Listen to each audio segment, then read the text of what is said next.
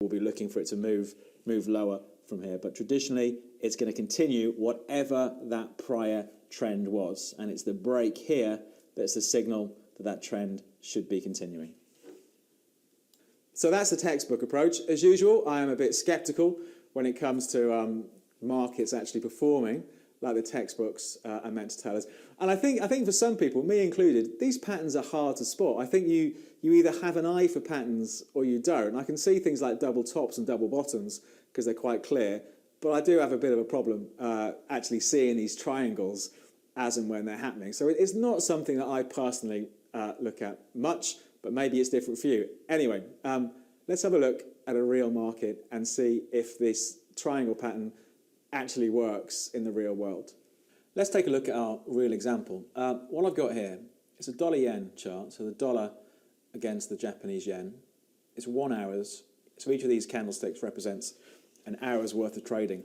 And I've zoomed in on a bit of trade from late April through to the 17th of May. So I've highlighted here, you can see first of all, one triangle. So the market had moved sharply higher, so it was trending really strongly for a couple of days. And then, as is often the case, has a bit of time of consolidating. And this is where we had our triangle pattern popping up. And it's the breakout here, the breakout of that triangle, which is all, it's a small downtrend, isn't it, is what we have there. It's the breakout here that suggests that maybe the trend is going to continue. And I suppose if you were buying this breakout, one place to have your stop loss is at the other extreme of the triangle.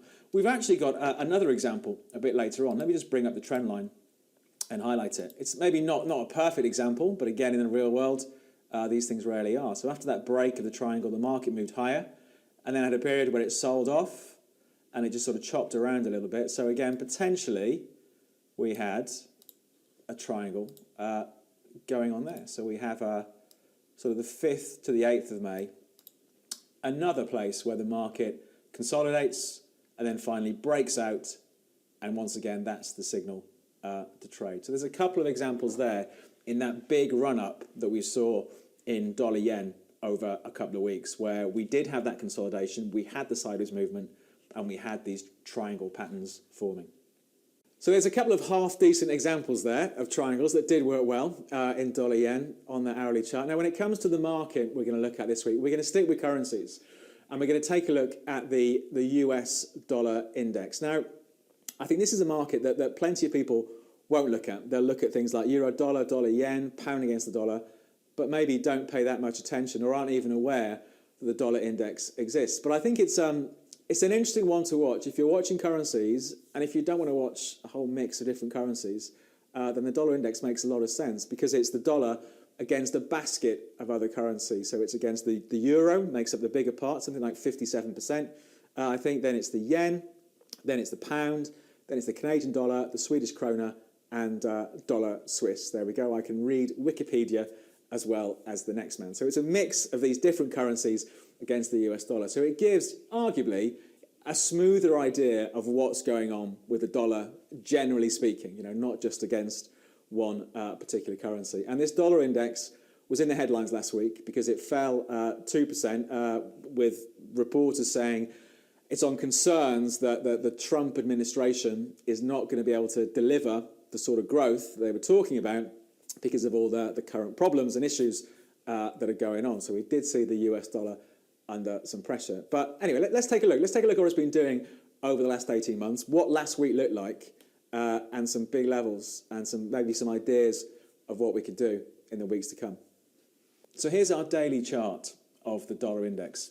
The easiest way of finding this on the platform, if you click on just the search up here and type in USD, you'll see one of the first ones that come up. Here we go, US dollar index. It's traded as a future, so we're looking at the June contract. Let's just get rid of that for now. So this is going back to September 2015. So we've got about 18 months of the dollar index. And you can see how it had been trending higher for much of the last 12 months until recently. And over the last week, we've broken below that downtrend, bringing us back to where we were just ahead of the US presidential election. So this has grabbed a lot of headlines this week. I think we've seen a 2% fall it's a significant fall, and you can see that from just looking at the chart. It has dragged the RSI. We talked about the RSI before. It's dragged the RSI into oversold, so it does suggest it's been quite an extreme move. The RSI is suggesting that maybe the market's gone far enough. But I wouldn't want to be a buyer just yet, because at the end of last week, it was still really weak. I think perhaps for those of us who want to trade with a new trend, and the new trend now is going off these highs and looking something like that.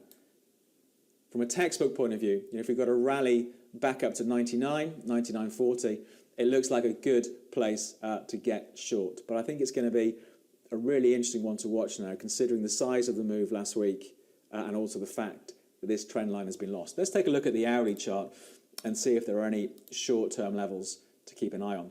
There's that trend line coming in. Let's just get rid of that for now. So we can see it did try and rally over the last week or so, pushed up towards 97, 95. So let's say that the 98 level.